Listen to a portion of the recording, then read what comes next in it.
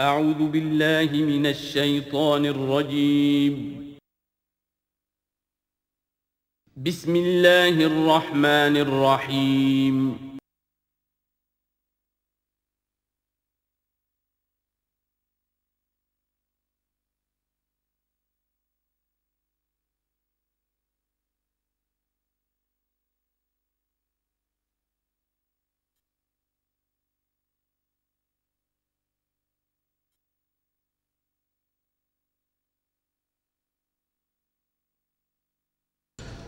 الحمدللہ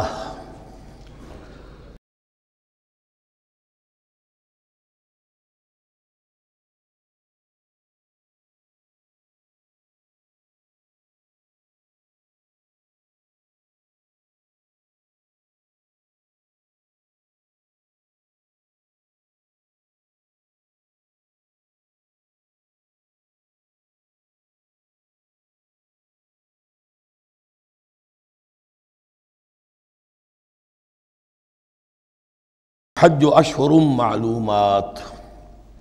فمن فرض فیہن الحج فلا رفث ولا فسوق ولا جدال فی الحج وما تفعلوا من خیر یعلمہ اللہ وتزودوا فإن خیر الزاد التقوی واتقون یا اولی الالباب صدق اللہ العظیم۔ پچھلے رکوع سے مناسک حج کا تذکرہ شروع ہو چکا تھا، اور اس کے ضمن میں خاص طور پر یہ کہ اگر کوئی حج کا احرام باندھ کر یا عمرے کا احرام باندھ کر سفر شروع کر دے اور کہیں درمیان میں ایسی رکاوٹ پیش آ جائے کہ اسے احرام کھولنا پڑے بغیر عمرہ کیے اور بغیر حج کیے، تو اس صورت میں کیا قواعد و ضوابط ہیں۔ اب جو یہ رکوع ہے 25واں، اس میں حج کا اصل فلسفہ، اس کی اصل حکمت، اس کی اصل روح کا بیان ہے۔ الحج اشہر معلومات، حج کے مہینے ہیں جو معلوم ہیں، یعنی جو بھی پہلے سے عرب میں رواج چلا آ رہا تھا اس کی توثیق ہو گئی کہ واقعتاً یہ اللہ تعالیٰ ہی کی طرف سے۔ تو حج کے کا جہاں تک ٹائمنگ کا تعلق ہے، مواقیت کا تعلق ہے، وہ گویا کہ اللہ تعالیٰ کی طرف سے توثیق فرما دی گئی۔ فمن فرض فیہن الحج، تو جو کوئی بھی اپنے اوپر لازم کر لے ان مہینوں میں حج کو، لازم کر لے سے مراد نیت پختہ کر لے، اور نیت پختہ کرنے کی علامت احرام باندھ لے۔ فمن فرض فیہن الحج، تو حج کے لیے جو اپنے اوپر لازم کر لے، فلا رفث ولا فسوق ولا جدال فی الحج، تو احرام کی حالت میں یہاں لفظ حج آیا ہے، ان میں سے پہلی قید جو ہے فلا رفث، تو کوئی شہوت کی بات نہیں ہونی چاہیے۔ میاں بیوی بھی ساتھ حج کر رہے ہیں تو احرام کی حالت میں وہی قید ہے کہ جو اعتکاف کی حالت میں ہے۔ باقی یہ کہ فسوق اور جدال، اللہ کی نافرمانی یا باہم جھگڑنا، اس لیے کہ بہت بڑی تعداد میں لوگوں کا اجتماع ہوتا ہے، سفر میں بھی لوگ ساتھ ہوتے ہیں، تو لوگوں کے غصوں کے پارے جلدی چڑھ جاتے ہیں، اس میں خاص طور پر روکا گیا کہ یہ ہے کہ اس میں امن ہو اور سکون ہو۔ اور آج بھی واقعہ یہ ہے کہ دنیا میں معجزات میں سے ہے یہ، اتنی بڑی تعداد میں لوگوں کا جمع ہونا، اور وہاں امن رہتا ہے، وہاں وہ جنگ و جدال اور جھگڑا اور فساد وغیرہ قطع نظر نہیں آتا۔ یا تو یہ کہ پچھلے دنوں میں کچھ سیاسی اعتبار سے کوئی مہمیں اٹھائی گئی ہیں، یا یہ کہ کچھ چور اچکوں نے بھی جانا شروع کر دیا ہے وہاں پر، لیکن جھگڑا اور جو گالم گلوچ کی نوبت ہم نے اپنے آنکھوں سے نہیں دیکھی، سے 5-6 مرتبہ حج کی سعادت حاصل ہوئی ہے۔ فلا رفث ولا فسوق ولا جدال فی الحج وما تفعلوا من خیر یعلمہ اللہ، اور جو خیر بھی تم اس کے دوران کرو گے اللہ کے وہ علم میں ہوگا۔ نوافل پڑھ رہے ہو، اضافی طواف کر رہے ہو، کوئی اور بھی جو کام کر رہے ہو، تو اس میں کسی اور کو دکھانے کی ضرورت نہیں ہے، اپنے خاموشی کے ساتھ انسان وہ اپنی جو بھی نیکی مزید کما سکے کمائے، جو بھی مناسک حج ہیں ان پر مستزاد۔ وَتَزَوَّدُوا فَإِنَّ خَيْرَ الزَّادِ التَّقْوَىٰ، اور سفر کے لیے زاد راہ ساتھ لے لیا کرو، اور بہترین زاد راہ تقویٰ ہے۔ اب اس آیت کے 2 معنی لیے گئے ہیں، ایک تو یہ کہ بہترین زاد راہ تقویٰ ہے، یعنی سفر میں آپ نے آزاد راہ خرچ کی شکل میں تو لے لیا، تقویٰ ہے نہیں، تو پھر کیا ہوگا؟ وہ تو صرف پیسہ خرچ کرنے کے لیے اچھا احرام لے لیں گے، اچھی جگہ لے لیں گے قیام کی، تو تقویٰ اگر نہیں ہے تو وہ حج تو حج ہی نہیں ہوگا۔ لیکن اس کا ایک دوسرا مفہوم جو ہے وہ بھی بہت اہم ہے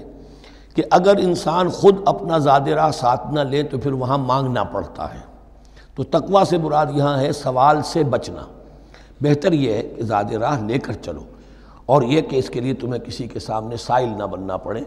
اگر تم صاحب استطاعت نہیں ہو تو حج تم پر فرض ہی نہیں ہے۔ خام خواہ کو ایک شے جو تم پر فرض نہیں ہے اس کے لیے وہاں جا کر بھیک مانگنا یا یہاں سے بھیک مانگ کر یا چندہ لے کر جانا، یہ تو قطعاً غلط حرکت ہے۔ وَتَزَوَّدُوا فَإِنَّ خَيْرَ الزَّادِ التَّقْوَىٰ وَاتَّقُونِ يَا أُولِي الْأَلْبَابِ، اور یقیناً میرا ہی تقویٰ کرو، مجھی سے ڈرو اے ہوش مندو۔ لَيْسَ عَلَيْكُمْ جُنَاحٌ أَن تَبْتَغُوا فَضْلًا مِّن رَّبِّكُمْ، اس میں تم پر کوئی حرج نہیں ہے، کوئی گناہ نہیں ہے کہ تم حج کے سفر کے دوران اپنے رب کا فضل بھی تلاش کرو۔ آدمی ہندوستان سے پاکستان سے جا رہا ہے، اسے ایسی اجناس لے جائے تجارت کے لیے جو وہاں پر بیچ کر کچھ نفع حاصل کر لے، تو یہ تقویٰ کے منافی نہیں ہے۔ اگر وہاں پر کوئی کاروبار کر سکو کرو۔ فَإِذَا أَفَضْتُم مِّنْ عَرَفَاتٍ، تو پھر جب تم عرفات سے واپس لوٹو، اس لیے کہ اصل حج جو ہے وہ عرفہ ہے، الحج العرفہ۔ حج کے بقیہ تمام مناسک رہ جائیں، صرف عرفہ میں شمولیت ہو جائے، قیام عرفہ میں تو حج ہو گیا۔ باقی جو چیزیں رہ گئی ہیں اس کا جو بھی اس کا کفارہ ہے، اس کا جو دم دینا ہے وہ دے دیا جائے۔ لیکن عرفہ سے اگر آدمی رہ گیا عرفات کے قیام سے تو پھر حج نہیں ہوا۔ اب یہاں سے جب لوٹتے ہو تو فاذکروا اللہ عند المشعر الحرام، یہ ٹائم ٹیبل نوٹ کر لیجئے کہ اصل میں 8 کی شام کو مکے سے نکلتے ہیں 8 ذی الحج کو،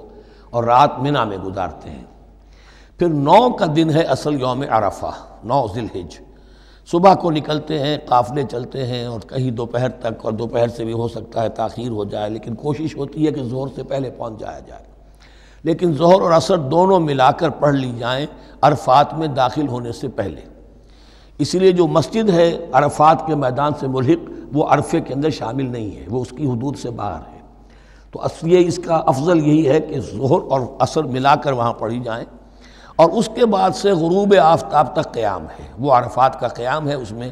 کوئی نماز نہیں، یعنی جو روایتی جو عبادت ہے اس کے سب دروازے بند۔ اب تو اگر دعا کی آپ کے اندر ایک روح پیدا ہو چکی ہے، اپنے رب سے ہم کلام ہو سکتے ہیں، اور آپ کو حلاوت مناجات حاصل ہو گئی ہے، تو دعا مانگتے رہیے، بس یہی ہے دعا۔ قیام عرفہ جو ہے کھڑے ہو کر بیٹھے ہوئے جس طرح بھی ہو اللہ سے مناجات کرو، یا پھر یہ کہ اگر اس میں کبھی ہو جائے کسی وجہ سے تو آدمی تلاوت کرے، لیکن یہ کہ عام نماز نہیں۔ فَإِذَا أَفَضْتُم مِّنْ عَرَفَاتٍ فاذكروا اللَّهَ عند المشعر الحرام، یہ مزدلفہ کا قیام ہے۔ 9 کی شام کو مغرب کی نماز کا وقت ہو چکنے کے بعد وہاں سے روانگی ہے، لیکن وہاں مغرب کی نماز پڑھنے کی اجازت نہیں ہے۔ اب جاؤ اور مغرب اور عشاء دونوں جمع کرو اس میں مشعر حرام یعنی مزدلفہ میں۔ وَاذْكُرُوهُ كَمَا هَدَاكُمْ، اور یاد کرو اسے، ذکر کرو جیسے کہ تمہیں اس نے ہدایت دی ہے۔ اس سے مراد ہے کہ جو کچھ اللہ کے رسول نے تمہیں سکھایا ہے، ذکر کے جو طور طریقے ہیں، اس کے لیے جو بھی طریقے ہیں وہ اللہ نے ہدایت دی اپنے رسول کے ذریعے۔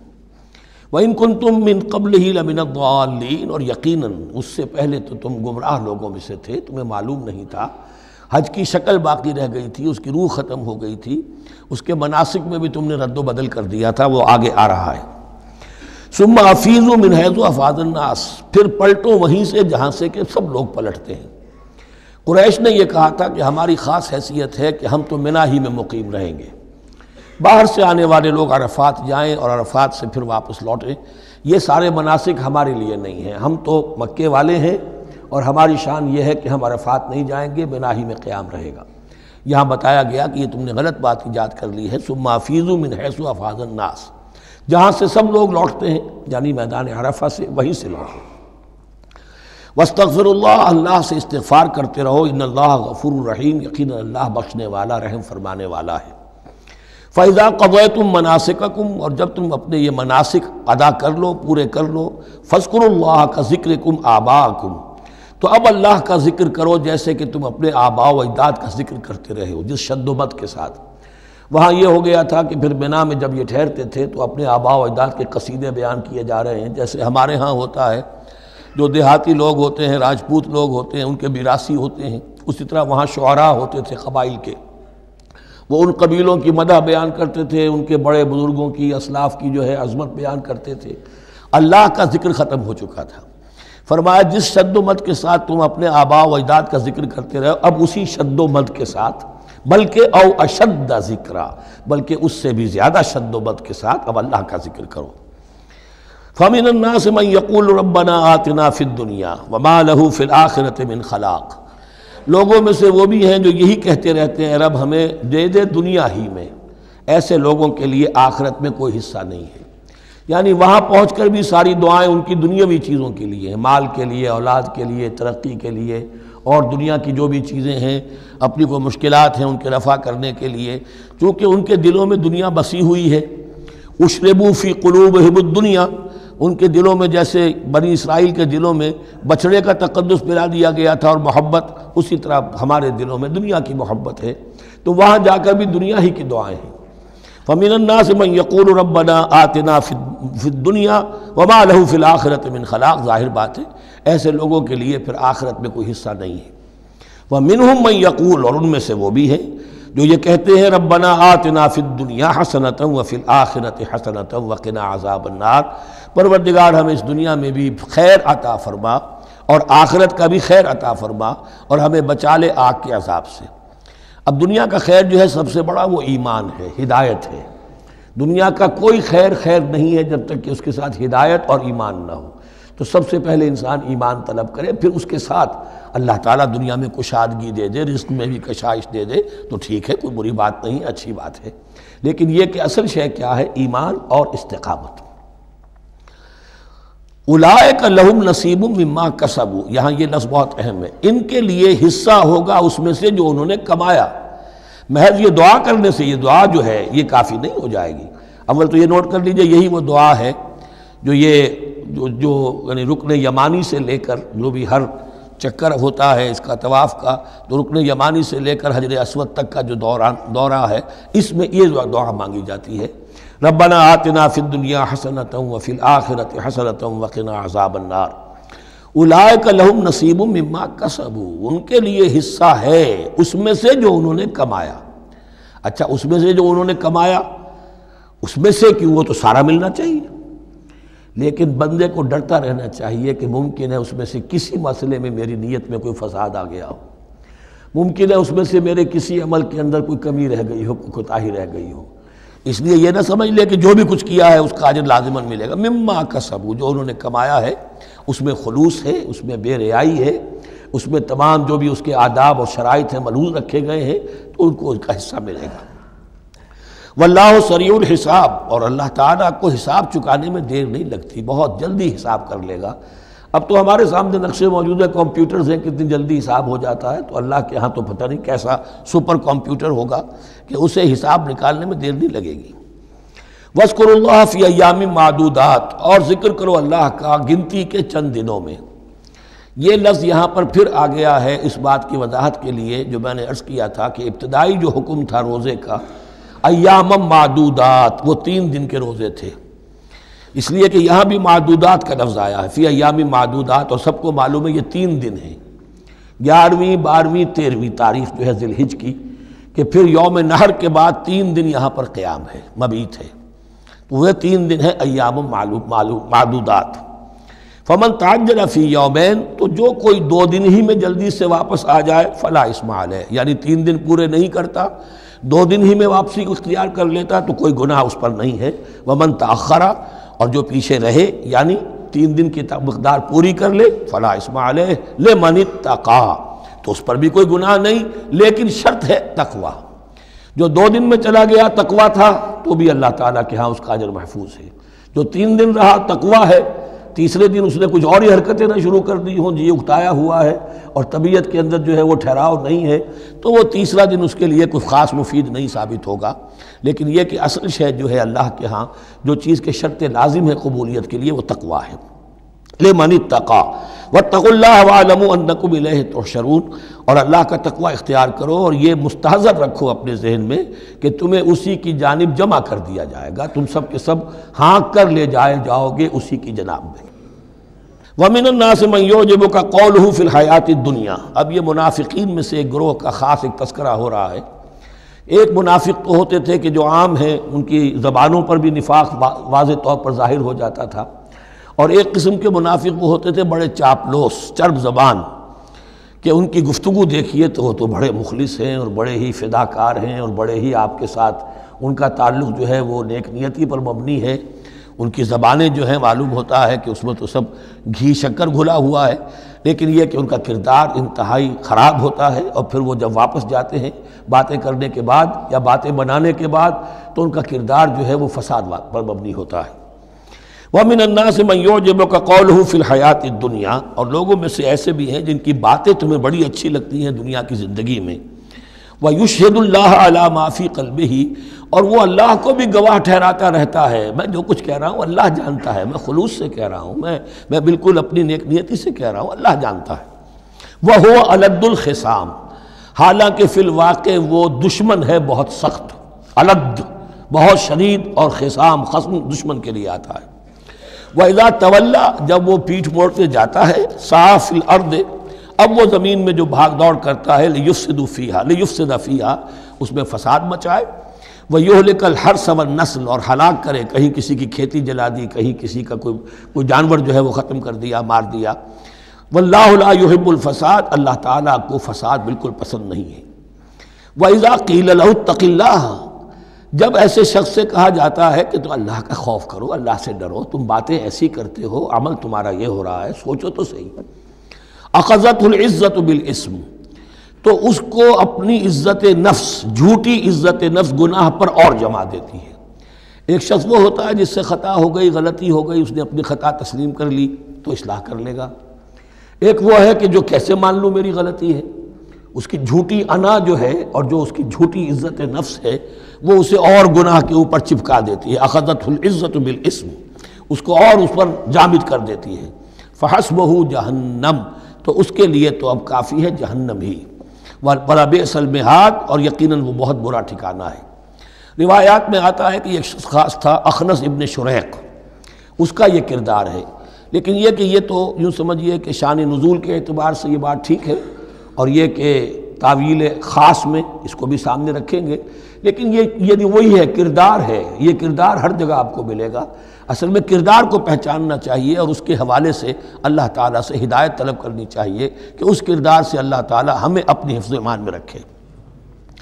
وَمِنَ النَّاسِ مَن يَشْرِي نَفْسَهُ ابْتِغَاءَ مَرْضَاتِ اللَّهِ، قرآن کا یہ عام اسلوب ہے کہ تقابل ضرور کرتا ہے، فوری تقابل، تو اس میں لوگوں میں سے وہ بھی ہیں جو اپنے آپ کو بیچ دیتے ہیں اللہ کی رضا جوئی کے لیے، اپنا تن من دھن، ان صلاتی و نسکی و محیایا و مماتی للہ رب العالمین۔ ومن الناس من یشری نفسہ ابتغاء مرضات اللہ واللہ رؤوف بالعباد، اور اللہ اپنے ایسے بندوں کے حق میں بہت شفیق ہے۔ ظاہر بات ہے جس نے یہ ارادہ کر لیا ہو، نیت کر لی ہو، کبھی ایسے شخص سے بھی کوئی کوتاہی ہو سکتی ہے، حالات ہو سکتے ہیں عارضی سے، کبھی جذبات میں آ کر کوئی غلط قدم اٹھ گیا، اللہ پھر معاف فرمائے گا، بڑی شفقت کے ساتھ معاف فرمائے گا۔ طے کر لے انسان، ایک سیدھا راستہ یہی بن جائے، ان صلاتی و نسکی و محیایا و مماتی للہ رب العالمین، تو پھر یہ ہے کہ کوئی تیز دوڑے گا، کوئی آہستہ چل سکے گا، مختلف صلاحیتوں کے لوگ ہوتے ہیں، اس میں فرق و تفاوت رہے گا، لیکن جس نے یہ عزم کر لیا ہے اللہ تعالیٰ ان کے حق میں بہت شفیق ہے۔ یا ایھا الذین آمنوا ادخلوا فی السلم کافہ، اے اہل ایمان اسلام میں داخل ہو پورے کے پورے۔ یہ گویا کہ وہ بات اب کہی جا رہی ہے کہ جس کا ریورس یا کانورس ہم بنی اسرائیل کے ساتھ جو خطاب تھا اس میں پڑھ چکے ہیں۔ افتؤمنون ببعض الکتاب وتکفرون ببعض، کیا تم ہماری کتاب، ہمارے دین، ہماری شریعت کے ایک حصے کو مانتے ہو اور ایک کو رد کر دیتے ہو؟ فما جزاء من يفعل ذلك منكم الا خزي في الحیاۃ الدنیا ویوم القیامۃ يردون الى اشد العذاب، تو جو کوئی بھی تم میں سے یہ روش اختیار کرے گا اس کی کوئی سزا اس کے سوا نہیں ہے کہ دنیا میں ذلت اور خواری ان پر مسلط کر دی جائے اور قیامت کے دن شدید ترین عذاب میں جھونک دیے۔ اس کو اب مثبت پیرائے میں مسلمانوں سے کہا جا رہا ہے، یا ایھا الذین آمنوا ادخلوا فی السلم کافہ، ریزرویشنز کے ساتھ نہیں، ایکسیپشنز کے ساتھ نہیں۔ اللہ کی بندگی تو کرنی ہے، اس معاملے میں نہیں، اللہ کے حکم تو ماننا ہے لیکن یہ حکم نہیں میں مان سکتا، یہ ایک کی بھی نفی جو ہے وہ گویا کہ کل کی نفی ہو جائے گی۔ ادخلوا فی السلم کافہ، ٹیک اٹ اور لیو اٹ، یہ پیکج ڈیل ہے، اس میں جزوی بات نہیں ہو سکتی۔ ولا تتبعوا خطوات الشیطان، اور دیکھو شیطان کے قدموں کی پیروی نہ کرو، اس کے نشانات راہ جو ہیں، اس کے نشانات قدم جو ہیں، ان کی پیروی نہ کرو۔ انہ لکم عدو مبین، وہ تو یقیناً تمہارا بڑا کھلا دشمن ہے۔ فإن زللتم من بعد ما جاءتکم البینات، پھر اگر تم پھسل گئے اس کے بعد بھی کہ تمہارے پاس یہ واضح تعلیمات آ چکی ہیں، فَاعْلَمُوا أَنَّ اللَّهَ عَزِيزٌ حَكِيمٌ، تو جان لو کہ اللہ تعالیٰ پھر زبردست ہے۔ اس میں دھمکی کا پہلو آ گیا کہ پھر اللہ کی جو ہے پکڑ سخت ہوگی، حکیم بھی ہے، اس کی پکڑ میں بھی حکمت ہے۔ اگر یہ پکڑ نہ ہو تو ظاہر بات ہے کہ پورا نظام جو ہے دین کا وہ پھر بالکل ایک بے منطقی، اگر اللہ کی طرف سے کسی گناہ پر پکڑ ہی نہیں ہے تو پھر یہ آزمائش کیا ہوئی، پھر جزا و سزا کا کیا سوال، پھر جنت اور دوزخ کا کیا معاملہ۔ هل ينظرون الا ان ياتيهم الله في ظلل من الغمام والملائكة وقضي الامر۔ ایک جو نفس انسان کو پٹی پڑھاتا ہے وہ تو یہ ہے کہ دین کا یہ حصہ تو آرام سے کرتے رہو، جو میٹھا وہ ہپ اور جو کڑوا ہے وہ تھو۔ دوسری پٹی یہ پڑھاتا ہے کہ ابھی ذرا یہ ٹھیک ہے، یہ اللہ کا حکم ہے، یہ بھی حکم ہے، دین کا یہ بھی تقاضا ہے، ابھی ذرا ذمہ داریاں ہیں، ابھی ذرا بچوں کے معاملات ہیں، بچے برسر کار ہو جائیں، بچیوں کے ہاتھ پیلے ہو جائیں، میں ذرا ریٹائرمنٹ بھی لے لوں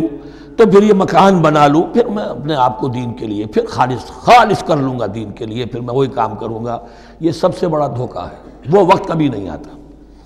اسی لیے فرمائے کس شے کا انتظار کر رہے ہیں؟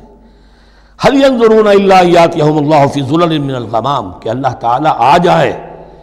بادلوں کے سائبانوں میں، والملائکۃ، اور فرشتے آ جائیں، وقضی الامر، اور پھر فیصلے چکا دیا جائے گا۔ کیا معلوم کب وہ گھڑی آ جائے،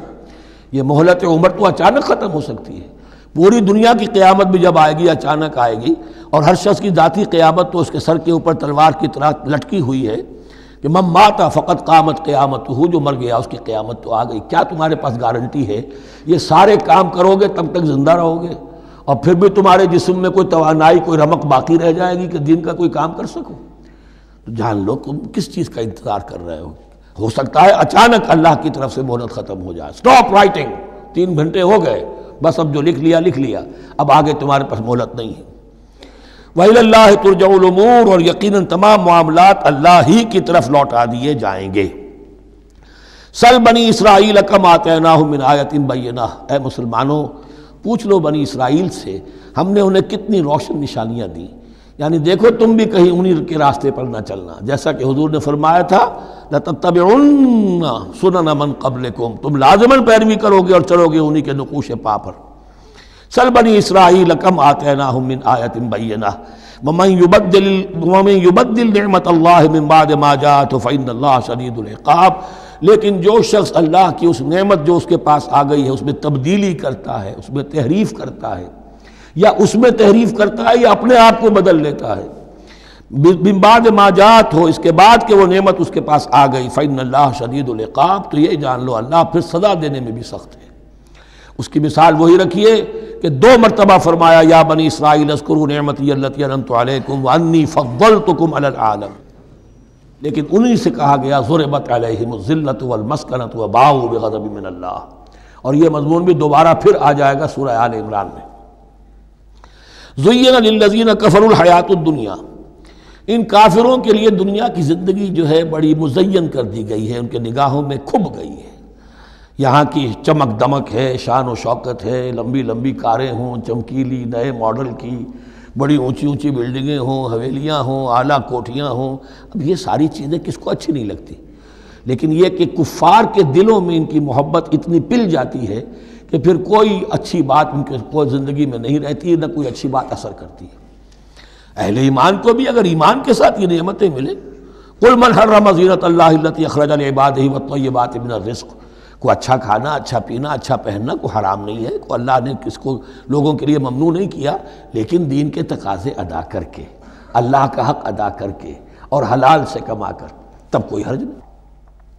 زین للذین کفروا الحیاۃ الدنیا، کافروں کے لیے دنیا کی زندگی کو مزین کر دیا گیا ہے۔ وہ حدیث بھی ذہن میں لے آئیے کہ ان الدنیا سجن المومن و جنت الکافر، یہ دنیا جو ہے مومن کے لیے ایک قید خانہ اور جنت اور کافر کے لیے باغ ہے۔ وَيَسْخَرُونَ مِنَ الَّذِينَ آمَنُوا، اور وہ مذاق اڑاتے ہیں اہل ایمان کا، دیکھو ان فینیٹکس کو، ان پاگلوں کو، ان بیوقوفوں کو، والذین وَيَسْخَرُونَ مِنَ الَّذِينَ آمَنُوا وَالَّذِينَ اتَّقَوْا وَالَّذِينَ اتَّقَوْا فَوْقَهُمْ يَوْمَ الْقِيَامَةِ، اور جن لوگوں نے تقویٰ کی روش اختیار کی تھی قیامت کے دن اب وہ ان کے اوپر ہوں گے۔ اور بلکہ ہمیں سورہ مطففین میں تو آگے چل کر پتہ چلے گا پھر اہل ایمان ان کا مذاق اڑائیں گے۔ وَاللَّهُ يَرْزُقُ مَن يَشَاءُ بِغَيْرِ حساب، اور اللہ تعالیٰ رزق عطا فرمائے گا جس کو چاہے گا بغیر حساب۔ یہ جنت کی طرف اشارہ ہے۔ اب یہ جو آیت آ رہی ہے پھر ایک طویل آیت ہے، جسے میں نے عرض کیا تھا بڑے بڑے حسین اور خوشنما حکمت کے اور علم کے اور معرفت کے پھول جو ہیں وہ اس بنتی میں بن دیے گئے ہیں۔ دو کلڑیاں یعنی شریعت، عبادات اور معاملات، دو لڑیاں انفاق اور جہاد، قتال، جہاد بالمال، جہاد بالنفس، اور ان میں یہ پھول آ جاتے ہیں عظیم۔ اس کو میں نے عنوان دیا ہے آیت الاختلاف،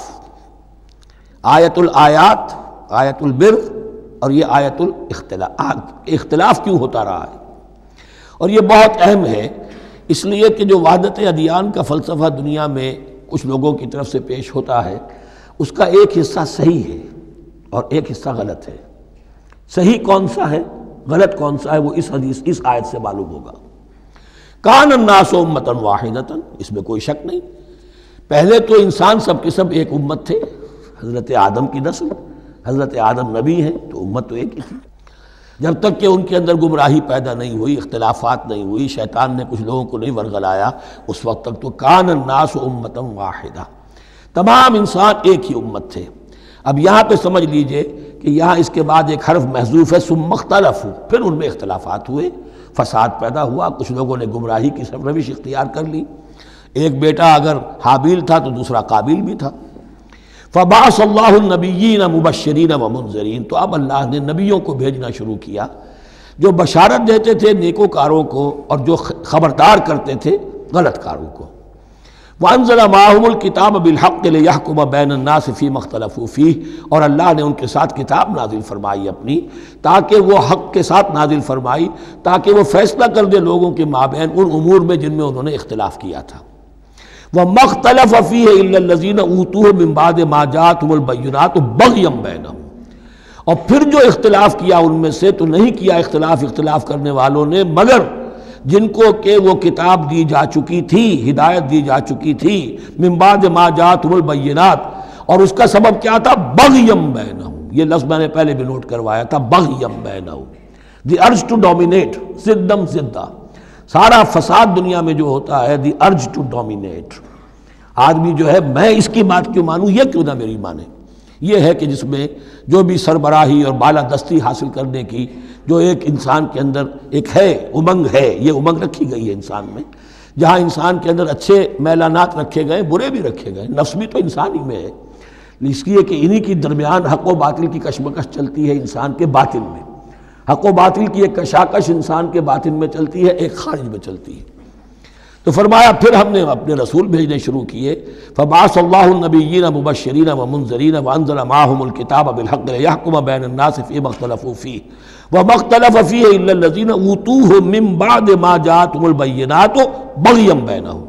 فہدی اللہ الذین آمنوا لما اختلفوا فیہ من الحق باذنہ۔ تو اب اس کے بعد اللہ تعالی نے ہدایت دی ان لوگوں کو جو ایمان لائے ان چیزوں کے بارے میں جس میں کہ وہ اختلاف کر چکے تھے حق سے، اپنے حکم سے اللہ نے ان کو ایمان کی طرف ہدایت فرما دی۔ واللہ یہدی من یشاء الی صراط مستقیم، اور اللہ ہدایت دیتا ہے جس کو چاہتا ہے سیدھے راہ کی طرف۔ لیکن اس کا دوسرا ترجمہ یہ بھی ہوگا اللہ ہدایت دیتا ہے اس کو جو چاہتا ہے، من یشاء، من یشاء میں اللہ کی مشیت بھی ہے اور جو ہدایت کا طالب ہوتا ہے، واللہ یہدی من یشاء، جو چاہتا ہے اس ہدایت کا طالب ہوگا، یہ اللہ کے ذمے ہے، اللہ نے اسے اپنے اوپر ایک ذمہ داری سمجھا ہے کہ اس کو یقیناً ہدایت دے گا۔ والذین جاہدوا فینا لنہدینہم سبلنا، جو ہمارے راستے میں کوششیں کریں گے، حق کی طرف بڑھنا چاہیں گے، ہم لازماً ان کو راستہ دکھائیں گے، اپنے راستوں کی طرف ان کی رہنمائی کریں گے، یہ اللہ نے اپنے ذمے لیا۔ ام حسبتم، اب بڑی سخت آیت آ رہی ہے، یہ بھی بڑی لرزا دینے والی آیت ہے۔ اب دیکھیے صحابہ کرام میں سے ایک بڑی تعداد تھی کہ جو مکے کی سختیاں جھیل کر آئے تھے، مہاجرین،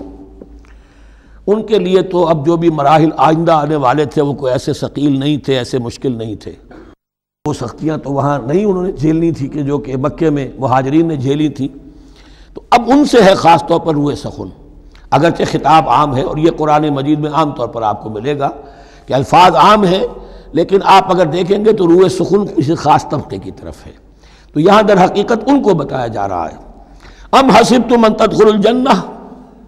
کیا تم نے یہ سمجھا تھا کہ جنت میں داخل ہو جاؤ گے؟ ولما یاتکم مثل الذین خلوا من قبلکم، حالانکہ ابھی تک تو تمہارے اوپر وہ حالات و واقعات تو وارد ہی نہیں ہوئے جو ان پر ہوئے تھے جو تم سے پہلے تھے۔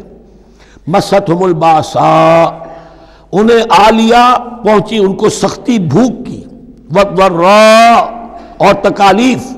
وزلزلوا اور وہ ہلا مارے گئے، حتی یقول الرسول والذین آمنوا معہ متی نصر اللہ، یہاں تک کہ پکار اٹھا وقت کا رسول اور جو ان کے ساتھ اہل ایمان تھے، کب آئے گی اللہ کی مدد، الا ان نصر اللہ قریب، یا اب انہیں یہ خوشخبری دی گئی کہ آگاہ ہو جاؤ اللہ کی مدد قریب ہے۔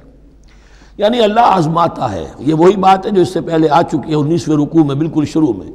وَلَنَبْلُوَنَّكُمْ بِشَيْءٍ مِّنَ الْخَوْفِ وَالْجُوعِ وَنَقْصٍ مِّنَ الْأَمْوَالِ وَالْأَنفُسِ وَالثَّمَرَاتِ، ہم لازماً آزمائیں گے۔ یہ کوئی پھولوں بھرا راستہ نہیں ہے، پھولوں کی سیج نہیں ہے، حق کا راستہ ہے، یہ کانٹوں بھرا بستر ہے، کانٹوں بھرا راستہ ہے، اس کے لیے ذہناً تیار ہو جاؤ۔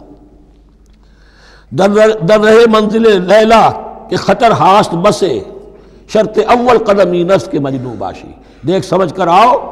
ام حسبتم ان تدخلوا الجنۃ ولما یاتکم مثل الذین خلوا من قبلکم مستهم الباساء والضراء وزلزلوا حتى يقول الرسول والذین آمنوا معه متی نصر اللہ الا ان نصر اللہ قریب۔ یہ آیت پھر مسلمانوں کو، صحابہ کرام کو سورہ صف میں یہ خوشخبری سنائی گئی، جبکہ غزوہ احزاب واقع ہو چکا تھا اور شدید ترین امتحان سے محمد الرسول اللہ اور ان کے صحابہ گزر چکے تھے کامیابی کے ساتھ، تب انہیں خوشخبری دی گئی ہے۔ سورہ صف اس وقت نازل ہوئی ہے، وَأُخْرَىٰ تُحِبُّونَهَا نَصْرٌ مِّنَ اللَّهِ وَفَتْحٌ قَرِیب، اب تمہارے لیے وہ خوشخبری ہے، اے نبی بشر المومنین، اپنے اہل ایمان ساتھیوں کو بشارت دے دیجئے کہ اب وہ وقت آ گیا ہے کہ اللہ کی نصرت کے دروازے کھلتے چلے جائیں گے۔ یسألونک ماذا ینفقون، یہ آپ سے پوچھ رہے ہیں کہ وہ کیا خرچ کریں، جو انفاق کے لیے کہا جا رہا ہے کیا خرچ کریں، تو انسان جو بھی بھلائی کے لیے خرچ نکالے اس میں سب سے پہلا حق کن کا ہے؟ قل ما انفقتم من خیر، کہہ دیجئے جو بھی تم خرچ کرو خیر میں سے، دولت میں سے، مال اسباب میں سے، فللوالدین، سب سے پہلا جو حق ہے وہ والدین کا ہے، والاقربین اور رشتہ داروں کا ہے، والیتامى اور یتیموں کا ہے، والمساکین اور محتاجوں کا ہے، وابن السبیل اور مسافر کا ہے،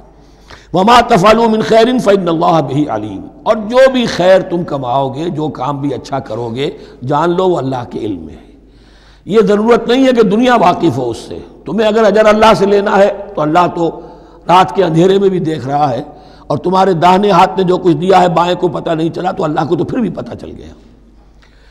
اب یہ سخت آیت اور آ گئی، کتب علیکم القتال، اب میں نے کہا تھا نا کہ یہ لڑیاں جو ہیں چونکہ بٹی ہوئی ہیں تو ایک لال اور ایک پیلی اور ایک ہری اور ایک نیلی، تو یہ نظر آتی ہے ایک طرف سے کہ کٹے ہوئے ہیں رنگ، ان کو کھول دیں گے تو ہر لڑی مکمل ہو جائے گی، ایک گویا کہ تسلسل ہے۔ کتب علیکم القتال وہو کرہ لکم، مسلمانوں اب تم پر جنگ فرض کر دی گئی ہے اور وہ تمہیں گراں گزر رہی ہے۔ یہ مضمون اصل میں اس سے پہلے سورہ محمد نازل ہو چکی ہے اور اس میں قتال کی فرضیت آ چکی ہے، اس کا نام سورۃ القتال بھی ہے، لہذا اب اس کے حوالے سے کچھ لوگ جو ہیں وہ پریشان ہو رہے تھے، اور میں نے آپ سے عرض کیا تھا منافقین بھی یہی کہتے تھے کہ بھائی صلح جوئی سے کام لو، بس دعوت و تبلیغ کے ذریعے سے لوگوں کو ٹھیک راستے پر لاؤ، یہ جنگ ونگ جو ہے، لڑائی بھڑائی، اس میں تو بہت خرابی ہے، یہ کوئی اچھا کام تو نہیں ہے۔ اب یہاں یہ ہے کہ فرض کیا جا رہا ہے اللہ کی راہ میں جنگ کرنا، تو اس حوالے سے کہا جا رہا ہے، تو اس میں جہاں منافقین کہتے تھے، جن مسلمانوں کا ایمان قدرے کمزور تھا وہ منافق تو نہیں تھے، لیکن یہ کہ ایمان اتنا پختہ نہیں تھا، ابھی تازہ ایمان لائے تھے، مدینے کے اندر ابھی وہ ایمان لائے ہیں، ان کی تربیت کے مراحل ابھی گزرے ہی نہیں، تو ان میں سے بھی بعض لوگوں کے دلوں میں اب انقباض پیدا ہو رہا تھا۔ کتب علیکم القتال وہو کرہ لکم، تم پر اب دیکھیے کتبہ کا لفظ آ گیا ہے، کتب علیکم الصیام، کتب علیکم القصاص فی القتلى، کتب علیکم اذا حضر احدکم الموت ان ترک خیرا الوصیہ، وصیت کا حکم آیا کتبہ، روزے کا حکم آیا کتبہ، اسی طریقے سے فرضیت قتال ہے۔ کتب علیکم القتال وہو کرہ لکم، وہ تمہیں بری لگ رہی ہے، وعسیٰ ان تکرہوا شیئا، اور ہو سکتا ہے کہ تم کسی شے کو ناپسند کرو، وہو خیر لکم، ذرا حالے کہ اسی میں تمہارے لیے خیر ہو، وعسیٰ ان تحبوا شیئا وہو شر لکم، اور ہو سکتا ہے کہ تم کسی چیز کو پسند کرو ذرا حالے کہ وہ تمہارے لیے شر ہو، واللہ یعلم وانتم لا تعلمون، اللہ جانتا ہے تم نہیں جانتے۔ تم اپنی عقل پر ایمان نہ رکھو، تم اللہ کی وحی پر ایمان رکھو، تم اللہ کے رسول پر ایمان رکھو۔ جس وقت کے لیے جو حکم موضوع تھا اس وقت وہ حکم تھا، کفو ایدیکم، 14 برس تک تمہیں قتال سے منع کیا گیا، اب فرض ہو رہا ہے قتال، اب تمہارے لیے لازم، وقت کا جو ہے امر الحال کو پہچانو۔ اللہ تعالی واللہ یعلم وانتم لا تعلمون، یسألونک عن الشہر الحرام قتال فیہ، اب جب جنگ کا حکم شروع ہو گیا تو اب وہ پوچھتے تھے کہ یہ جو مہینے حرمت والے ہیں، حج کا ہے، عمرے کا ہے، تو اس میں جنگ کرنا کیسا ہے؟ اس لیے کہ سیرت میں یہ واقعہ آتا ہے، وقت نہیں تفصیل سے میں بیان کر سکوں، کہ نخلا کی وادی میں ایک مقابلہ ایسا پیش آ گیا تھا کہ وہ رجب کا مہینے کا بھی دن تھا، اور اس میں ہی کوئی قتال ہو گیا، مسلمانوں کے ہاتھوں ہوا یا مسلمانوں کے اوپر ایسی سچویشن ہو گئی کہ انہیں مجبوراً وہ کام کرنا پڑا۔ اس پر شور اٹھا دیا، دیکھو ان لوگوں کا کیا حال ہے، بنے پھرتے ہیں اللہ والے، رسول والے، دین والے، آخرت والے، اور ان کا حال یہ ہے کہ یہ حرمت والے مہینے کے انہوں نے بٹا لگا دیا، اس میں جنگ کی ہے۔ یہ اصل میں ان حضرات کی طرف سے گویا کہ اللہ تعالیٰ اپنے ان مومن بندوں کی طرف سے خود صفائی پیش کر رہے ہیں۔ یسألونک عن الشہر الحرام قتال فیہ، پوچھتے ہیں آپ سے حرمت والے مہینوں میں قتال کا حکم، قل قتال فیہ کبیر، کہہ دیجئے ہاں حرمت والے مہینے میں جنگ کرنا بہت بڑی بات ہے، یعنی بہت بڑا گناہ ہے، لیکن وصد عن سبیل اللہ وکفر بہ والمسجد الحرام واخراج اہلہ منہ اکبر عند اللہ۔ یہ بھی تو دیکھو کہ جن لوگوں نے وہ جرم کیے ہیں کہ جنہوں نے اللہ کے راستے سے روک دیا، اللہ کا کفر کیا، مسجد حرام کے راستے روک دیے مسلمانوں کے لیے، اب یہ نہیں جا سکتے، بیت اللہ میں عبادت نہیں کر سکتے، اخراج اہلہ منہ، اس میں سے لوگوں کو نکلنے پہ مجبور کر دیا مکے کے مسلمانوں کو، اکبر عند اللہ، گناہ تو وہ بھی ہے لیکن یہ کہیں بڑا گناہ ہے اللہ کے نزدیک۔ تو سینس آف پروپورشن ہونا چاہیے کہ کس چیز کے مقابلے میں کس شے کی برائی ہے۔ والفتنۃ اکبر من القتل، یہ پہلے بھی آ چکا ہے، والفتنۃ اشد من القتل، اب آیا والفتنۃ اکبر من القتل۔ فتنہ ہر وہ کیفیت ہے جس میں صاحب ایمان کے لیے ایمان پر قائم رہنا اور اسلام پر عمل کرنا مشکل ہو جائے۔ آج کا پورا معاشرہ فتنہ ہے، اسلام پر عمل کرنا مشکل ہے، بدماشی کے راستے کھلے ہوئے ہیں، حرام خوری کے راستے کھلے ہوئے ہیں، حلال عقل حلال دانتوں پسینہ آئے تو شاید نصیب ہو، شادی کے نکاح کے راستے بند کیے ہوئے ہیں، یہ شرطیں ہیں اور یہ شرطیں ہیں اور یہ شرطیں ہیں اور یہ ہے اور یہ چیزیں لازمی ہیں، اور زنا کے راستے کھلے جائیے۔ جس معاشرے کے اندر جب غلبہ باطل کا ہوگا حق پر چلنا ممکن نہیں رہے گا، وہ جو باطل کا غلبہ ہے وہ سب سے بڑا فتنہ ہے۔ والفتنۃ اکبر من القتل، فتنہ جو ہے بہت بڑی شے ہے قتل کے مقابلے میں۔ ولا یزالون یقاتلونکم حتی یردوکم عن دینکم ان استطاعوا، اور سن لو یہ لوگ تم سے جنگ کرتے رہیں گے یہاں تک کہ لوٹا دیں تمہیں اپنے دین سے، اگر وہ کر سکتے ہوں، وہ تو تلے ہوئے ہیں اس پر کہ تمہیں لوٹا کر لے جائیں گے اپنے دین سے۔ یہاں اشارہ ہو رہا ہے مشرکین مکہ کی طرف، کیونکہ اب یہ تمہید چل رہی ہے سورہ بقرہ کے اندر غزوہ بدر کے لیے، اب اس کے بعد غزوہ بدر ہونے والا ہے، اس کے لیے ذہنی تیاری۔ ولا یزالون یقاتلونکم حتی یردوکم عن دینکم ان استطاعوا، وہ تو اپنی سے کوشش کرتے رہیں گے کہ تمہیں تمہارے دین سے پھرا کر لوٹا کر واپس لے جائیں اگر ان میں طاقت ہے۔ ومن یرتد منکم عن دینہ، اور سن لو جو بھی کوئی تم میں سے پھر گیا، مرتد ہو گیا اپنے دین سے، فیمت، اور اسی حالت میں اس کی موت آ گئی، وہو کافر، کہ وہ کافر ہی تھا، فاولئک حبطت اعمالہم فی الدنیا والآخرہ، تو یہ وہ لوگ ہوں گے کہ جن کے تمام اعمال دنیا اور آخرت میں حبط ہو گئے۔ پہلے کتنے ہی نیکیاں کی ہوئی تھیں، کتنے ہی نمازیں پڑھی ہوئی تھیں، کتنا ہی جو ہے انفاق کیا تھا، صدقات دیے تھے، کچھ بھی کیا، سب کا سب زیرو ہو جائے گا۔ وَأُولَٰئِكَ أَصْحَابُ النَّارِ هُمْ فِيهَا خَالِدُونَ، اور وہ ہوں گے جہنم والے اور رہیں گے اس میں ہمیشہ ہمیشہ۔ إِنَّ الَّذِينَ آمَنُوا وَالَّذِينَ هَاجَرُوا وَجَاهَدُوا فِي سَبِيلِ اللَّهِ أُولَٰئِكَ يَرْجُونَ رَحْمَتَ اللَّهِ وَاللَّهُ غَفُورٌ رَحِيمٌ۔ یقیناً وہی لوگ جو ایمان لائے اور جنہوں نے ہجرت کی اور جہاد کیا اللہ کی راہ میں، یہ وہ لوگ ہیں جو اللہ کی رحمت کے امیدوار ہیں۔ بڑا لطیف طنز ہے ان پر، جا رہے ہیں حرام کے راستے پر، اللہ رحمت فرمائے گا، اللہ رحمت نہیں فرماتا، اللہ کی رحمت کا مستحق بننا پڑتا ہے۔ اللہ کی رحمت کا مستحق وہی ہے، ان الذین آمنوا والذین ہاجروا وجاہدوا فی سبیل اللہ اولئک یرجون رحمت اللہ۔ وہ امیدوار ہیں اللہ کی رحمت کے، وہ امید کرے تو ان کی امید بجا ہے۔ واللہ غفور الرحیم، اور یقیناً اللہ تعالیٰ غفور الرحیم ہے۔ یسألونک عن الخمر والمیسر، اب دیکھیے یہاں سے شریعت کا جو بلو پرنٹ اب تیار ہونا شروع ہوا، کچھ احکام پہلے آ چکے اور کچھ احکام اب آ رہے ہیں، تو بیچ بیچ میں یہ لڑیاں جو ہیں کٹی ہوئی ہیں۔ یہ آپ سے پوچھ رہے ہیں نبی صلی اللہ علیہ وسلم شراب اور جوئے کے بارے میں، قل فیہما اسم کبیر، اے نبی ان سے کہہ دیجئے کہ ان دونوں کے اندر بہت بڑے گناہ کی پہلو ہے، ومنافع للناس، اور لوگوں کے لیے کوئی منفعتیں بھی ہیں، واسمہما اکبر من نفعہما، اور ان کا جو گناہ کا پہلو ہے وہ نفع کے پہلو سے بڑا ہے، بس یعنی اشارہ کر دیا کہ چھوڑ دو اس کو، اب تمہاری عقل سلیم کے حوالے معاملہ ہے، حقیقت تم پر کھول دی گئی، یہ ابتدائی حکم ہے لیکن حکم کے پیرائے میں نہیں، بس یہ ہے کہ کچھ فائدے بھی ہیں، وہ تو ہے میں سے غرض نشات ہے کچھ روسیہ کو، ایک گونا بے خودی مجھے دن رات چاہیے، اور میں کدے کی راہ سے ہو کر گزر گیا ورنہ سفر حیات کا بے حد طویل تھا۔ یہ حکمت سمجھ لیجئے کہ جوئے میں اور میسر میں کیا چیز مشترک ہے کہ دونوں کو جمع کیا گیا۔ شراب میں بھی انسان حقائق سے اپنے آپ کو منقطع کرتا ہے اور محنت سے جی چراتا ہے، He doesn't want to see the facts، مواجہہ کرنے کو تیار نہیں، فیس کرنے کو تیار نہیں ہے bitter facts of life کو، تو میں ایک گونا بے خودی مجھے دن رات چاہیے۔ اور جوا بھی محنت کی نفی ہے، چانس، داؤ لگاؤ، ایک ہے محنت سے ایک آدمی کما رہا ہے، مشقت کر رہا ہے،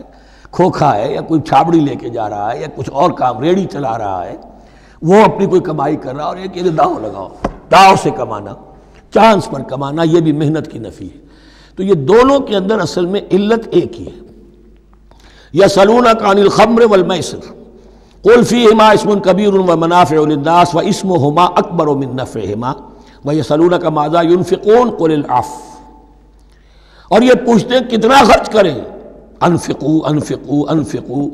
وانفقوا فی سبیل اللہ ولا تلقوا بایدیکم الی التہلکہ، یہ آیت پر کل پڑھ چکے ہیں، اپنے آپ کو اپنے ہاتھوں ہلاکت میں نہ جھونکو۔ کتنا خرچ کرے، کچھ ہمیں مقدار بھی بتا دی جائے۔ فرمایا قل العفو، جو بھی تمہاری ضرورت سے زائد ہے۔ اللہ یہ بھی نہیں کرتا کہ اپنی ضرورتوں کو بھی تم پیچھے ڈال دو، نہیں، ضرورتیں اپنی پوری کرو، پھر جو اب تمہارے پاس ہے، اب یہ سمجھیے کہ جو ایک کمیونسٹ فلسفی ہے اس میں بھی ایک اصطلاح سرپلس ویلیو، ایک سرپلس ویلیو یہ ہے عفو، جو تمہاری ضروریات سے زائد ہے، یہ سرپلس ویلیو ہے، یہ اللہ کی راہ میں دے دو۔ اس کو بچا کر رکھنا جو ہے اللہ پر آپ بے اعتمادی کا اظہار کر رہے ہیں کہ اللہ کل نہیں دے گا مجھے، میں بچا کے رکھوں۔ یسألونک ماذا ينفقون قل العفو، لیکن اس میں یہ ہے کہ ضرورتیں کتنی ہیں، کیا ہے، اس کا کوئی پیمانہ مقرر نہیں کیا۔ یہ ہے باطنی روح جس کے اندر اللہ کی محبت اور آخرت کا ایمان بڑھتا جائے گا، وہ اتنا ہی اپنی بیلٹ ٹائٹ کرے گا، اپنی ضرورتیں کم کرے گا، اپنے معیار زندگی کو پست کرے گا، اور زیادہ سے زیادہ جو ہے وہ اللہ کی راہ میں دے گا۔ لیکن اصول یہ ہے کہ ہر شخص یہ دیکھے کہ جو میری ضرورت سے زائد ہے اسے میں ریٹین نہ کروں، اسے میں دے دوں۔ اس انفاق پر پورے 2 رکوع آگے آنے والے ہیں سورہ مبارکہ میں۔ کذالک یبین اللہ لکم الآیات لعلکم تتفکرون، اسی طرح اللہ تعالیٰ اپنی آیات تمہارے لیے واضح کر رہا ہے تاکہ تم تفکر کرو، غور کرو، فی الدنیا والآخرہ، تمہارا یہ غور دنیا کے بارے میں بھی ہونا چاہیے، آخرت کے بارے میں۔ دنیا میں بھی اسلام رہبانیت نہیں سکھاتا، نہ کھاؤ نہ پیو، چلے کشی کرو، چلے جاؤ جنگلوں میں، نہیں، اسلام متمدن زندگی کی تعلیم دیتا ہے، گھر گھرستی ہے، شادی کرو، بیوی بچوں والے رہو، ان کے بھی حقوق کو ادا کرو، ان کا بھی پیٹ تمہیں پالنا ہے، تو تفکر فی الدنیا والآخرہ، آخرہ کے لیے، لیکن یہ کہ اس میں ریشو پروپورشن رہنی چاہیے۔ دنیا کی کتنی قدر و قیمت ہے، آخرت کی کتنی قدر و قیمت ہے، اس کو جان لو۔ اسی کے حساب سے ایلوکیشن اگر نہیں ہے تو پھر یہ کہ سینس آف پروپورشن اگر غلط ہو گیا تو ظاہر بات ہے کہ پھر ہر چیز تلپٹ ہو جائے گی۔ ایک دوا کے نسخے میں کوئی چیز زائد تھی، کوئی کم تھی، آپ نے جو کم تھی اسے زیادہ کر دیا، جو زائد تھی کم کر دیا، تو اب ہو سکتا ہے کہ یہ نسخہ شفا نہ رہے، نسخہ ہلاکت بن جائے۔ وَيَسْأَلُونَكَ عَنِ الْيَتَامَىٰ، اور یہ آپ سے پوچھ رہے یتیموں کے بارے میں، قُلْ إِصْلَاحٌ لَهُمْ خَيْرٌ، اے نبی ان سے کہہ دیجئے ان کے لیے ان کی مصلحت کو پیش نظر رکھنا یہ ہے کہ جو بہتر ہے، نیکی ہے، بھلائی ہے۔ اصل میں سورہ بنی اسرائیل کی آیت جو ہے وہ لوگوں کے سامنے تھی، وَلَا تَقْرَبُوا مَالَ الْيَتِيمَ إِلَّا بِالَّتِي هِيَ أَحْسَنُ، مال یتیم کے قریب تک نہ پھٹکو، یعنی گڑبڑ کر لو گے اپنے اموال میں، اس میں سے یہ کہ ہو سکتا ہے کہ تمہارا ان کا کوئی مال تمہارے پیٹ میں چلا جائے، ہانڈی مشترک ہے، اب اس میں ظاہر بات ہے یتیم نے بھی کھانا ہے، تم نے بھی کھانا ہے، اچھی اچھی بوٹیاں تم نے کھا لی ہیں اور یتیم کے لیے جو ہے خرچہ تو پورا ڈال دیا، لیکن یہ کہ اس کے لیے بیچارے کے لیے چھچڑے چھوڑ دیے۔ تو یہ چیز روکنے کے لیے کہا گیا تھا مکی صورتوں میں، وَلَا تَقْرَبُوا مَالَ الْيَتِيمِ إِلَّا بِالَّتِي أَحْسَنُ۔ اب صحابہ کے لیے تو یہ چیزیں ایسی تھیں کہ اشارہ ذرا سا ہو گیا اور انہوں نے اس پر عمل کیا، انہوں نے ہڈیاں علیحدہ کر دیں تاکہ ان کا خرچہ بالکل علیحدہ رہے۔ اب اس میں تکلیف ہو رہی تھی، ایک گھر کے اندر ہی ایک یتیم ہے، اس کا خرچہ اس کے مال میں سے نکالا جا رہا ہے۔ فرمایا کہ یہ مقصد نہیں تھا، مقصد یہ تھا کہ تم ان کے مال ہڑپ نہ کر جاؤ۔ قُلْ إِصْلَاحٌ لَهُمْ خَيْرٌ، قُلْ إِصْلَاحٌ لَهُمْ خَيْرٌ، ان کے لیے اصلاح کرنا بھلائی کا ہے۔ وَإِن تُخَالِطُوهُمْ فَإِخْوَانُكُمْ، اگر تم اپنے ساتھ ان کو ملائے رکھو تو وہ تمہارے بھائی ہیں۔ وَاللَّهُ يَعْلَمُ الْمُفْسِدَ مِنَ الْمُصْلِحِ، اللہ جانتا ہے مفسد کو بھی مصلح کو بھی، وہ جانتا ہے کہ یہ آدمی گڑبڑ کر رہا ہے، یہ ہڈیاں علیحدہ کر کے بھی گڑبڑ کر سکتا ہے، اور یہ وہ شخص ہے کہ جو ہڈیاں مشترک کر کے بھی حق پر رہ سکتا ہے۔ وَلَوْ شَاءَ اللَّهُ لَعَنَتَكُمْ، اگر اللہ چاہتا تو تمہیں سختی میں ڈالے ہی رکھتا، تم پر مشقت جو ہے یہ کیے رکھتا۔ ان اللہ عزیز الحکیم، یقیناً اللہ زبردست ہے، حکمت والا ہے۔ ایک طرف وہ سختی بھی کرتا ہے، زبردست ہے، لیکن وہ اس کے ہر حکم کے اندر حکمت بھی ہے، اور جہاں حکمت نرمی کی متقاضی ہوتی ہے وہاں وہ رعایت بھی دیتا ہے۔ وَلَا تَنكِحُوا الْمُشْرِكَاتِ حَتَّىٰ يُؤْمِنَّ، اور مشرک عورتوں سے نکاح نہ کرو جب تک کہ وہ ایمان نہ لے آئیں۔ وَلَا أَمَةٌ مُؤْمِنَةٌ خَيْرٌ مِّن مُشْرِكَةٍ وَلَوْ أَعْجَبَتْكُمْ، ایک مومنہ خواہ وہ لونڈی ہو وہ بہتر ہے ایک مشرکہ سے خواہ وہ آزاد عورت ہو۔ وَلَوْ أَعْجَبَتْكُمْ، اور مزید یہ کہ وہ تمہیں اچھی بھی لگتی ہو۔ وَلَا تُنكِحُوا الْمُشْرِكِينَ، اور نہ اپنی عورتوں کا نکاح کرو، نکاح میں دو اپنی عورتوں کو، اپنی بیٹیوں کو مشرکوں کے، حتیٰ یؤمنوا، جب تک کہ وہ ایمان نہ لے آئیں۔ وَلَا عَبْدٌ مُؤْمِنٌ خَيْرٌ مِّن مُشْرِكٍ وَلَوْ أَعْجَبَكُمْ، مسلمان اگر غلام ہے تو وہ بھی بہتر سمجھو مشرک سے جو آزاد ہے اور وہ تمہیں پسند بھی ہے، مالدار بھی ہے یا اور بھی ہے، اس کے اندر دوسرے پہلو بھی ہیں۔ اولئک یدعون الی النار، دیکھو وہ جو ہے وہ پکار رہے ہیں، آگ کی طرف بلا رہے ہیں، تمہیں بھی لے جائیں گے، تمہاری اولاد کو بھی لے جائیں گے۔ واللہ یدعو الی الجنۃ والمغفرۃ باذنہ، اللہ تمہیں بلا رہا ہے جنت کی طرف اور مغفرت کی طرف اپنے حکم سے۔ وَيُبَيِّنُ آیاتہ للناس لعلہم یتذکرون، اور اللہ اپنی آیات واضح کر رہا ہے لوگوں کے لیے تاکہ وہ نصیحت اخذ کریں۔ وَيَسْأَلُونَكَ عَنِ الْمَحِيضِ، اور وہ عورتوں کے ایام ماہواری کے بارے میں آپ سے سوال کر رہے ہیں۔ قُلْ هُوَ أَذًى، کہہ دیجئے وہ ایک ناپاکی بھی ہے اور ایک تکلیف کا مسئلہ بھی ہے۔ فَاعْتَزِلُوا النِّسَاءَ فِي الْمَحِيضِ، تو حیض کی حالت میں اگر تمہاری بیویاں ہوں تو ان سے علیحدہ رہو، مقاربت نہ کرو۔ وَلَا تَقْرَبُوهُنَّ حَتَّىٰ يَطْهُرْنَ، اور ان سے مقاربت نہ کرو یہاں تک کہ وہ پاک ہو جائیں۔ فَإِذَا تَطَهَّرْنَ، اور جب وہ خوب پاک ہو جائیں، فَأْتُوهُنَّ مِنْ حَيْثُ أَمَرَكُمُ اللَّهُ، تو اب ان کی طرف جاؤ، جو بھی تمہیں تعلق قائم کرنا ہے کرو، جہاں سے کہ تمہارے رب نے تمہیں حکم دیا، اللہ نے حکم دیا ہے۔ یہ اللہ کا حکم کیا ہے؟ یہ ہے امر طبیعی، ہر انسان جانتا ہے، ہر حیوان کو معلوم ہے، وہ طبیعی شے ہے۔ لیکن یہ کہ اب عورتوں کے ساتھ بھی اگر انسان جو ہے وہ لواطت کا فعل شروع کر دے، قوم عمل لوط، تو ظاہر بات ہے کہ عمل قوم لوط تو وہ چیز جو ہے غلط ہے، وہ حرام ہے۔ یہ تو اللہ تعالیٰ نے جو بھی تمہاری فطرت میں ڈالا ہے راستہ، وہ در حقیقت من حیث امرکم اللہ، ان اللہ یحب التوابین ویحب المتطہرین، یقیناً اللہ محبت کرتا ہے بہت توبہ کرنے والوں سے اور بہت پاک بازی اختیار کرنے والوں سے۔ ان ناپاک چیزوں سے دور رہنے میں۔ نساؤکم حرث لکم، تمہاری بیویاں تمہارے لیے کھیتیوں کے مانند ہیں، جیسے کھیت میں بوتے ہو فصل کاٹتے ہو، بیویوں کے ذریعے سے اللہ تعالیٰ تمہیں اولاد عطا کرتا ہے۔ فاتو حرثکم انا شئتم،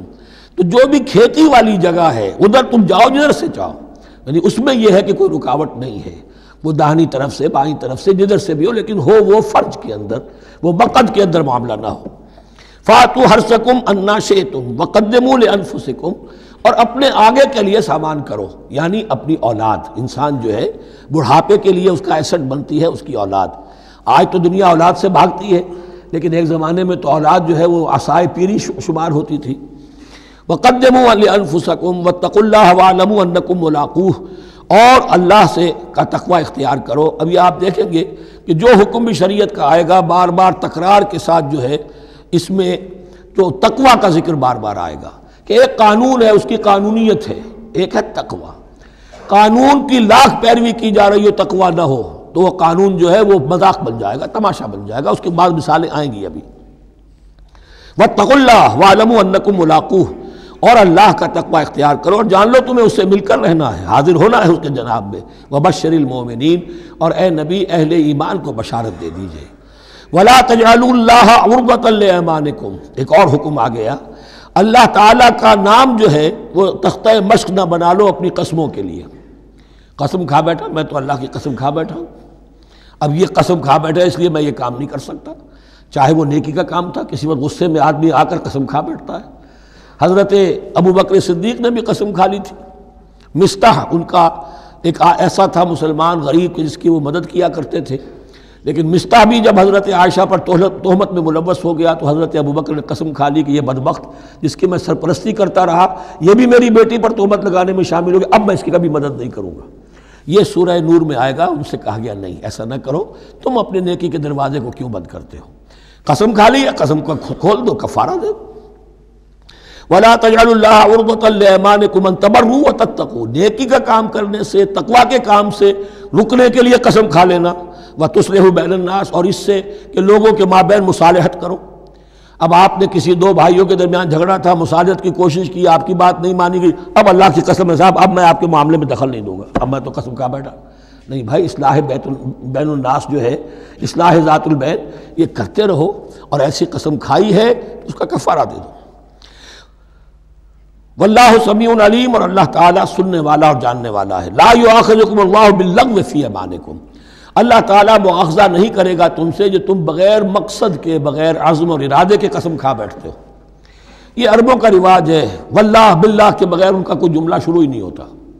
تو یہ در حقیقت قسم کھانے کا ان کی اس وقت نیت نہیں ہوتی، بلکہ یہ ان کا ایک جس کو ہم کہتے ہیں تقیہ کلام ہے، ان کا ایک اسلوب ہے گفتگو کا، واللہ باللہ ہے، تو اس پر مؤاخذہ نہیں ہے۔ وَلَٰكِن يُؤَاخِذُكُم بِمَا کَسَبَتْ قُلُوبُكُم، ہاں جو تم نے ارادہ کر کے، تمہارے دلی ارادے کے ساتھ جو تم نے قسم کھائی ہے، پھر اس پر مؤاخذہ ہوگا، اس سے توڑو گے اس کا ایک کفارہ ہے، وہ بعد میں آئے گا، وہ کفارہ جو ہے وہ پھر سورہ مائدہ کے اندر آ جائے گا۔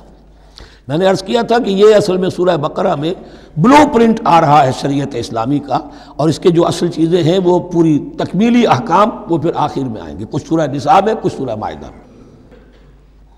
واللہ غفور حلیم، اللہ غفور ہے، بخشنے والا ہے اور حلیم ہے، فوراً نہیں پکڑتا، فوراً سزا نہیں دیتا، مہلت دیتا ہے کہ اصلاح کر لو۔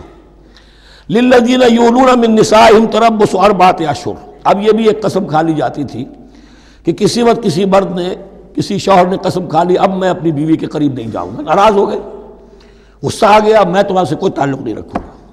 یہ ایلا کہلاتا تھا۔ حضور نے بھی ایلا فرمایا تھا اپنی ازواج مطہرات سے جب انہوں نے کچھ زیادہ نفقے کا مطالبہ کیا تھا کہ اب عام مسلمانوں کے ہاں بھی خوشحالی آ گئی ہے تو اب ہمارے اوپر یہ سختی کیوں ہے، ہمارا بھی جو نفقات ہیں، ہمارا جو خرچ ہے، وظائف ہیں، بڑھائے جائیں۔ اس پر حضور نے پھر ایلا کیا، اس کا ذکر ہے، وہ بعد میں آئے گا۔ لیکن وہاں عام طور پر لوگ قسم کھا کے بیٹھ جاتے تھے، اب قسم کھا لی ہے، پچھتا بھی رہے ہیں، کیا کریں، قسم کھا چکے، اب بیوی کے پاس کیسے جائیں؟ اب وہ بیوی معلق ہے، نہ وہ شادی شداؤں میں ہے اور نہ وہ علیحدہ ہے، آزاد ہے۔ للذین یولون من نسائہم تربص اربعۃ اشہر، 4 مہینے کے لیے تو وہ انتظار کیا جا سکتا ہے۔ فإن فاؤوا، اس دوران میں اگر وہ لوٹیں، اپنی قسم کو ختم کریں اور رجوع کر لیں، تعلق زن و شوق قائم کریں فإن اللہ غفور الرحیم، تو اللہ تعالیٰ غفور الرحیم ہے۔ وَإِنْ عَزَمُوا الطلاق، اور اگر وہ طلاق کا ارادہ کر چکے ہوں کہ واقعتاً اب ان سے سیپریشن ہی ہے، فإن اللہ سمیع علیم، تو اللہ تعالیٰ سننے والا جاننے والا ہے۔ یعنی یہ کہ 4 مہینے سے زیادہ معلق نہ رکھو کسی کو، یا ادھر یا ادھر، یا فیصلہ کرو اور اسے فارغ کرو، اور یا پھر یہ کہ اپنی وہ قسم ختم کرو اور اس کا جو بھی کفارہ ہے وہ ادا کرو۔ اسی پر غالباً قیاس کیا تھا، بلکہ ساتھ ہی سیرت میں آتا ہے کہ حضرت عمر نے حضرت حفصہ سے پوچھ بھی لیا تھا۔ حالانکہ دیکھیے کہ باپ اور بیٹی کا معاملہ ہو رہا ہے، اور باپ بیٹی سے سوال کر رہا ہے، دین کے معاملے میں حیا اور شرم کی بات نہیں ہوتی۔ ان اللہ لا یستحی ان یضرب مثلا ما بعوضۃ فما فوقها، تو یہ کہ جو لوگ جہاد پر جاتے تھے کوئی سال بھر گھر واپس نہیں آ رہا، اب ایک طرف تو ان پر مشقت ہے، وہ بیویوں سے دور ہیں، اہل و عیال سے دور ہیں، ادھر عورتیں جو ہیں وہ بغیر شوہروں کے جو وقت گزار رہی ہیں، تو پوچھا کہ کتنا عرصہ تم سمجھتی ہو کہ ایک عورت اپنی عصمت اور عفت کو سنبھال کر اپنے شوہر کا انتظار کر سکتی؟ تو حضرت حفصہ نے کہا 4 ماہ، اور میں سمجھتا ہوں کہ شاید انہوں نے اسی پر کہا ہو کہ یہ معلق رکھنے کا حکم بھی قرآن مجید میں جو ہے زیادہ سے زیادہ اس کی مہلت 4 مہینے ہے۔ والمطلقات یتربصن بانفسهن 3 قروء، اور جنہیں طلاق دے دی جائے ان پر لازم ہے کہ وہ اپنے جیوں کو روکے رکھیں 3 حیض تک، یہ عدت ہے۔ طلاق کے بعد 3 مہینے کی عدت ہے۔ اس عدت میں یا تو شوہر رجوع کر لے گا اگر 1 یا 2 طلاقیں ہیں، تیسری طلاق ہو گئی تو رجوع کا حق نہیں ہے، وہ بعد میں بات آ جائے گی، اور اسی میں چاہے تو اس کے بعد جب مدت ختم ہو جائے گی تو پھر اب شوہر کا حق ختم ہو جائے گا، اب وہ آزاد ہوگی، لیکن اس مدت کے اندر وہ دوسری شادی نہیں کر سکتی۔ والمطلقات یتربصن بانفسهن 3 قروء ولا يحل لهن ان يكتمن ما خلق الله في ارحامهن، اور ان کے لیے یہ حلال نہیں ہے، جائز نہیں ہے کہ وہ چھپا لیں جو کچھ کہ اللہ نے پیدا کر دیا ہو ان کے ارحام میں۔ اگر حمل ٹھہر گیا ہے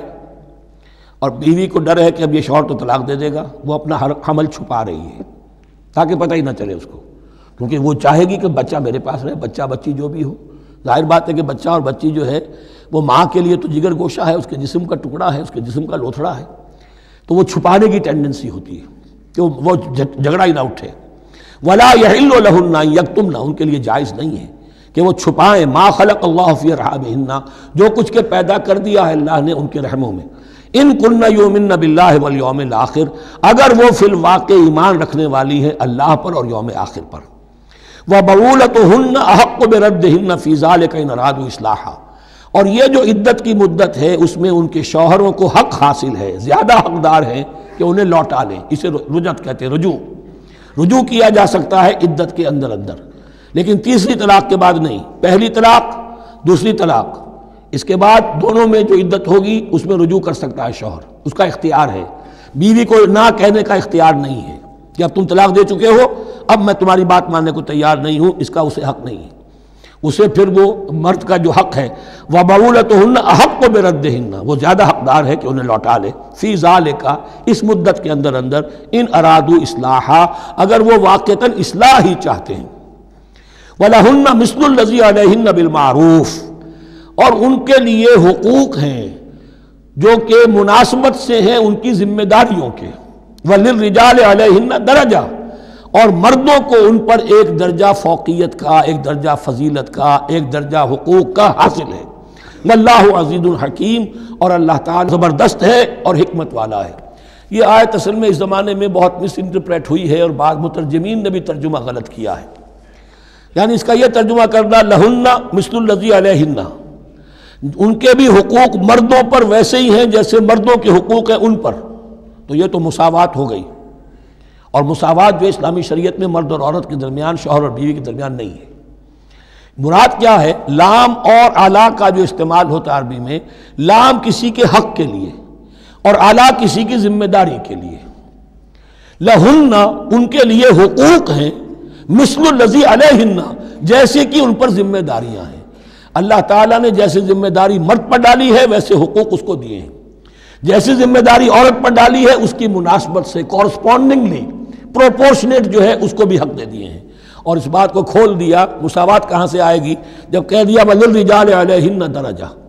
اور مردوں کو ان پر ایک درجہ حاصل ہے، فوقیت کا درجہ حاصل ہے۔ واللہ عزیز الحکیم۔ اب یہ تمہیں پسند ہو تب بھی اور ناپسند ہو تب بھی، اللہ تعالیٰ عزیز ہے، حکیم ہے، وہ سب کچھ جاننے والا ہے، اور وہ زبردست ہے جو چاہے حکم دے، اور حکیم ہے، حکمت والا ہے، اس کا حکم حکمت پر مبنی ہے۔ بارک اللہ لی ولکم فی القرآن العظیم ونفعنی وإیاکم بالآیات والذکر الحکیم۔